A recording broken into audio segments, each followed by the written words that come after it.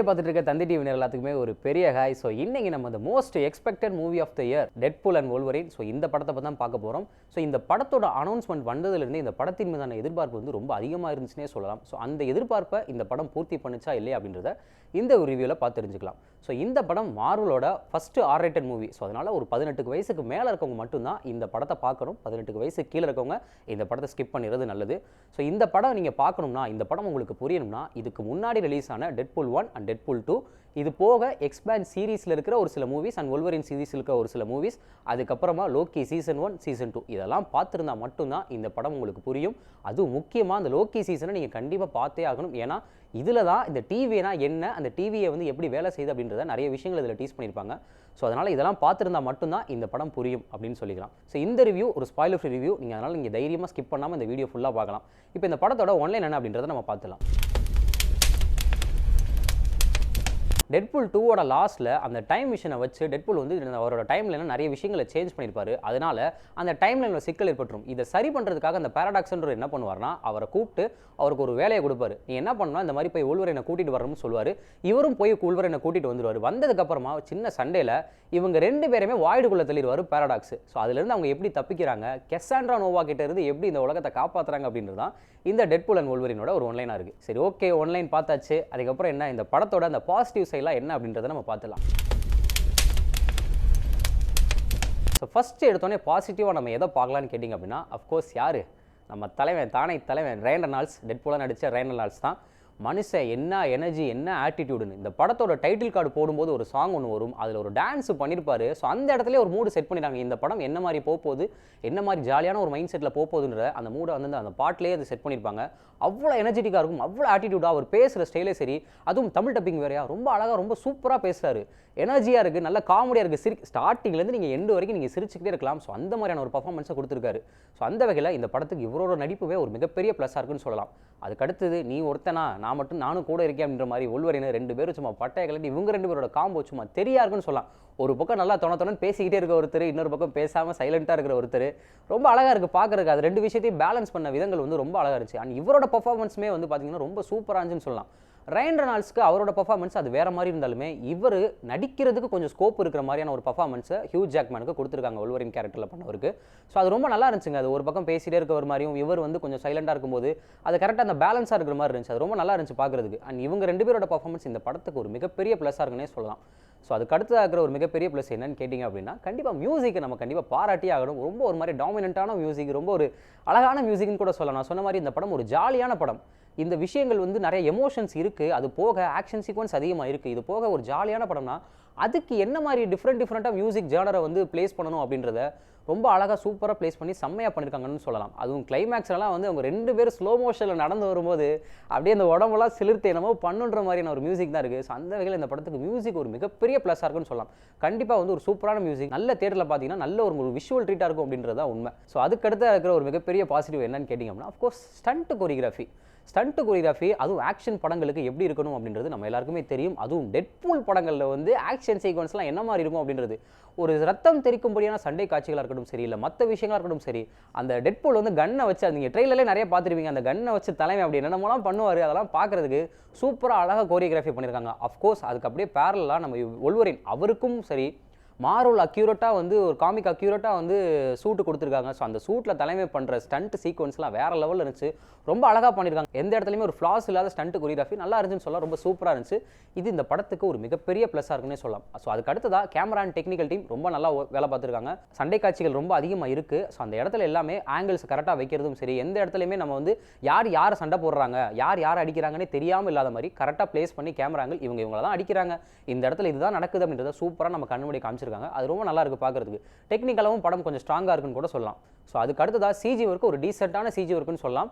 அங்கங்கே லைட்டாக பிசுறு தட்டினாலுமே அந்த வொல்வரின் வர இடங்கள்ல, எஸ்பெஷலி செகண்ட் ஹாஃபில் வொல்வரின் வர இடத்துலலாம் ஒரு சின்ன மிஸ்டேக்ஸ் லைட்டாக தெரியும். ஏதோ சிஜி ஒர்க் பண்ணியிருக்காங்க, ஏதோ ஒன்று பண்ணியிருக்காங்க அப்படின்றது தெரியும். பட் ஓவராலாக பார்க்கும்போது ஒரு நல்ல சிஜி ஒர்க், நல்ல ஒரு விஷுவலான ஒரு படமாக இருக்குது அப்படின்னு தான் சொல்லியாகணும் கண்டிப்பாக. ஸோ அதுக்கு அடுத்ததாக இருக்கிற ஒரு ப்ளஸ் என்னன்னு கேட்கலாம் அப்படின்னா, கூட நடிச்சிருக்க மற்ற நடிகர்கள். இந்த படத்தில் முக்கியமாக சொல்ல வேண்டிய விஷயங்கள் என்னென்னா, நிறைய கேமியோஸ் இருக்குங்க. நீங்கள் நல்லா போனீங்கன்னா நல்லா என்ஜாய் பண்ணலாம். நீங்கள் படத்தோட ஸ்டார்டிங் ஃபர்ஸ்ட் ஹாஃப் ஃபுல்லாகவே கேமியோஸ் தான். நீங்கள் எதிர்பார்க்காத ஒரு சில விஷயங்களும் இருக்குது. அதை நான் இப்போவே சொல்லிடுறேன். முன்னாடி ஸ்டார்டிங்கில் நீங்கள் வந்து படம் டைட்டில் கார்டு போடுறதுலேருந்தே போயிருங்க. போனதுக்கு அப்புறமா ஃபர்ஸ்ட் ஆஃப் முழுக்கவே அவ்வளோ கேமியாஸ் இருக்காங்க. இதில் நீங்கள் யாரை ரசிக்கிறது யாரை விடுறதுனே தெரியாது. ஸோ அவ்வளோ கேமியாஸ் இருக்கனால அவங்க கேமியோஸ் எல்லாருமே நல்லா பண்ணியிருக்காங்க, பெர்ஃபார்ம் பண்ணியிருக்காங்கன்னு சொல்லலாம். யாருமே இவங்க வந்ததுக்கு இது வந்து நல்லா பண்ணலையே அப்படின்ற மாதிரியான இல்லாமல் எல்லாருமே அவங்க பங்குக்கு அவங்க வேலையை ரொம்ப அழகாக பண்ணியிருக்காங்கன்னே சொல்லலாம். ஸோ அதுக்கு அடுத்ததாக இருக்கிற ஒரு மிகப்பெரிய ப்ளஸ் என்னன்னு கேட்டிங்க அப்படின்னா, நான் காமெடி இந்த படத்தில் வந்து தமிழ் டப்பிங் தான். தமிழ் டப்பிங் வந்து நல்லா பண்ணியிருக்காங்கன்னே சொல்லலாம். எஸ்பெஷலி நிறைய விதமான எமோஷன்ஸை கேரி பண்ணிட்டு போகிறனால எந்த இடத்துலையும் முகம் சுளிக்கும்படியான ஒரு சில விஷயங்கள் இல்லை. அதுக்காக வந்து டபுள் மீனிங்லாம் முகம் சுளிக்கும்படியா இல்லையா அப்படின்னு நீங்கள் கேட்குறது எனக்கு புரியுது. அது ஜாலியாக அந்த சீனோட போகிறனால ஜாலியாக இருக்கனால பெருசாக உங்களுக்கு ஒன்றும் தெரியாது. நீங்களும் சிரிச்சிட்டு அப்படியே போயிருவீங்க. நிறைய விதமான டபுள் மீனிங் டயலாக்ஸ் இருக்குது. பட் அது எதுவுமே ரொம்ப முகம் சுளிக்கும்படியா இல்லாமையும் ரொம்ப ஒரு மாதிரி ஆக்வர்டாக இல்லாமையும் அழகாக டயலாக்ஸோட கனெக்ட் ஆகிறதா இருக்கட்டும் சரி, இல்லை அதுக்கு சம்மந்தமான ஒரு சில விஷயங்கள் அவர் காமெடி பண்ணுறதா இருக்கட்டும் சரி, அதை டயலாக் மூலமாக தமிழ் டப்பிங்கில் ரொம்ப சூப்பராக பண்ணியிருக்காங்க. அது நல்லா இருக்குது பார்க்குறதுக்கு. ஸ்டார்டிங்லேருந்து எண்டு வரைக்குமே ஜாலியாக ஒரு ஃபன்ஃபில்டான ஒரு கேரக்டர் இருக்குன்னு சொல்லலாம். சரி, ஓகே, இவ்வளோ விஷயங்கள் நம்ம பேசியாச்சு. இந்த படத்தில் பாசிட்டிவ் மட்டும்தான் இருக்குமா? எது பெரிதும் எதிர்பார்க்கப்பட்ட படமாக இருந்தாலுமே இந்த படத்துலையும் சின்ன சின்ன நெகட்டிவ்ஸ்ன்றது கண்டிப்பாக இருக்க தான் செய்யுது. ஸோ நம்ம அதையுமே ஒன்றா பார்த்துடலாம். இந்த படத்தில் நம்ம நெகட்டிவ் ஃபஸ்ட்டு நம்ம எதை கேட்கலான்னு கேட்டிங்க அப்படின்னா, முழுக்க இந்த படத்தில் ஃபோக்கஸ்டாக இருக்கிறது என்னன்னு கேட்டிங்கன்னா டெட்பூல் அண்ட் வொல்வரின். ஏன்டா அவங்க படத்தில் அவங்க 2 பேரை தான் ஃபோக்கஸ்டாக வச்சுக்க முடியும், மற்ற எல்லாத்தையுமே அப்படின்னு நீங்கள் யோசிக்கிறது எனக்கு புரியுது. அதுக்காக மற்றவங்களுக்கும் கொஞ்சம் ஸ்கோப்பு கொடுத்துருக்கணும் அப்படின்றதா ஒரு நிதர்சனம். ஒரு செகண்ட் ஹாஃபில் ஒரு சில சீன்ஸ்லாம் தேவையில்லாத இடங்களில் வர தேவையில்லாத சீன்ஸ் நிறையா இருக்குது. இந்த சீன்லாம் கண்டிப்பாக தேவையே இருக்காது. இதை நான் வந்து ஸ்பாய்லராக சொல்ல முடியாது. நீங்கள் படம் உங்களுக்கு பார்க்கும்போது உங்களுக்கு கண்டிப்பாக புரியும். ஃபர்ஸ்ட் ஹாஃப் கொஞ்சம் ஃபாஸ்ட்டாக போகும். ஆனால் செகண்ட் ஹாஃபில் வந்து பார்த்தீங்க அப்படின்னா ஒரு தேவையில்லாத சீன்ஸ் இருக்கிறதுனால கொஞ்சம் லைட்டாக என்னடா இது கொஞ்சம் பெருசாக போகிற மாதிரி இருக்கே அப்படின்ற ஒரு ஃபீலை கண்டிப்பாக கொடுக்குது. Ryan Reynolds and Hugh Jackman, என்னடா இவங்களை போய் நீ நெகட்டிவ்ல வச்சிருக்கு நீங்கள் யோசிக்கிறது எனக்கு புரியுது. ஆக்சுவலாக வந்து பார்த்தீங்கன்னா இவங்க 2 பேத்துக்கும் ஒரு பேக் ஸ்டோரி ஒன்று இருக்கும். அதாவது டெட்பூல் வந்து தன்னை யார் அப்படின்றது நிரூபிக்கிறதுக்காக நிறைய விஷயங்கள் பண்ணுவார். ஈவன் அவங்க கேர்ள் ஃப்ரெண்டு கிட்டேயே வந்து பார்த்தீங்க அப்படின்னா தான் யார் நிரூபிக்கணும், நீ ஒரு நல்ல ஒரு இடத்துல போய் இருக்கணும் அப்படின்றது அவங்களோடது. ஸோ இந்த மாதிரியான விஷயங்கள் காட்டும்போது நான் முன்னாடியே சொல்லியிருந்தேன், நான் ஹியூ ஜாக்மனுக்கு பெர்ஃபார்ம் பண்ணுற மாதிரியான சீன்ஸ் இந்த படத்தில் நிறைய கொடுத்துருந்தாங்க அப்படின்னாலுமே அது வந்து இந்த படத்தில் செகண்ட் ஹாஃப்லலாம் வந்து பார்த்தீங்க அப்படின்னா அவருக்கான ஒரு பேக் ஸ்டோரி இருக்கும் தெரியுமா, அதை வந்து ப்ராப்பராக காமிச்சிருக்க மாட்டாங்க. டெட்பூலுக்கு கரெக்டாக காட்டியிருப்பாங்க. பட் ஹியூ ஜாக்மனுக்கு நிறைய விஷயங்கள் அவர் வந்து ஒரு கில்ட் ஃபீல், அந்த ட்ரெய்லர் பார்த்தோன்னே நிறைய பேருக்கு தெரிஞ்சிருக்கும். ஒரு கில்ட் ஃபீலில் ஒரு மாதிரி நான் வந்து எதுக்காக நான் வாழணும், என்னை எல்லாரும் கொன்றுங்க அப்படின்ற மாதிரியான ஒரு கில்ட் ஃபீலில் தான் இருப்பார். பட் அதற்கான ஒரு பேக் ஸ்டோரியை அவங்க டயலாக் மூலமாக மட்டுமே கன்வே பண்ணியிருப்பாங்களே தவிர்த்து ஒரு சீன்ஸாவோ இல்லை வேறு மாதிரி நம்ம டெட்பூலுக்கு காமிச்ச மாதிரி ஒரு சில சீன்ஸாவோ காமிச்சிருந்தாங்க அப்படின்னா இன்னும் கொஞ்சம் பெட்டராக இருந்திருக்கும். இன்னும் எமோஷனலாக கொஞ்சம் கனெக்ட் ஆகிற மாதிரி, ஆடியன்ஸோட கனெக்ட் ஆகிற மாதிரியான இருந்திருக்கும் அப்படின்றதான் உண்மை. அது போக இவங்க 2 பேத்துக்கு முழுக்க ஃபோக்கஸ்டாக வந்து ஸ்க்ரீன் ஸ்பேஸ் கொடுத்துருனால மற்றவங்களுக்கு கொஞ்சம் வந்து கொடுக்குறதுல ரொம்ப சிரமப்பட்டிருக்காங்க. ஏன்னா படம் முழுக்கவே 2 மணி நேரம் படம் தான். அதனால வந்து அவங்க கொஞ்சம் கரெக்டாக மற்றவங்களுக்கும் கொடுக்கறதுக்கு வந்து ரொம்ப கஷ்டப்பட்டிருக்காங்க அப்படின்றதான் ஒரு உண்மை. ஸோ அது போக வந்து பார்த்தீங்க அப்படின்னா கெசாண்ட்ரா நோவா அப்படின்ற ஒரு வில்லன் கேரக்டர் இந்த படத்தில் அவங்க தான் வந்து வில்லன் பண்ணாங்க. சார்ல்ஸ் அப்படின்றவங்களுக்கு சிஸ்டர் ரோலாக பண்ணியிருப்பாங்க. ஸோ இவங்களும் இந்த படத்தில் வந்து பார்த்தீங்கன்னா சும்மா அங்கங்கே தான் வர்றாங்க. பட் இருந்தாலுமே இவங்களுக்கான ஒரு வில்லன் அப்படின்னா எப்படி இருக்கணும், தேனஸ் எப்படி இருக்காரு பார்க்கும்போதே வரும்போதே நமக்கு ஒரு மாதிரி பயமாக இருக்கும் தெரியுமா, அந்த மாதிரி பயம் இவங்களை பார்த்தா வருதான்னு கேட்டிங்கன்னா கொஞ்சம் டவுட் தாங்க. அந்த மாதிரியான ஒரு பர்ஃபார்மன்ஸ் தான். இன்னும் கொஞ்சம் டெப்த்தாக அவங்களுக்குன்னு ஒரு ரைட்டிங், அவங்களுக்குன்னு ஒரு ஃபோக்கஸ் கொடுத்துருந்தாங்க அப்படின்னா இன்னும் நல்லா இருந்திருக்கும். ஏன்னா ஒரு பக்கம் இவங்க 2 பேரும் ஒரு மியூட்டண்ட்டாக இருக்காங்க, இவங்க 2 பேருக்கான ஒரு பவர்ஸ் இருக்குது.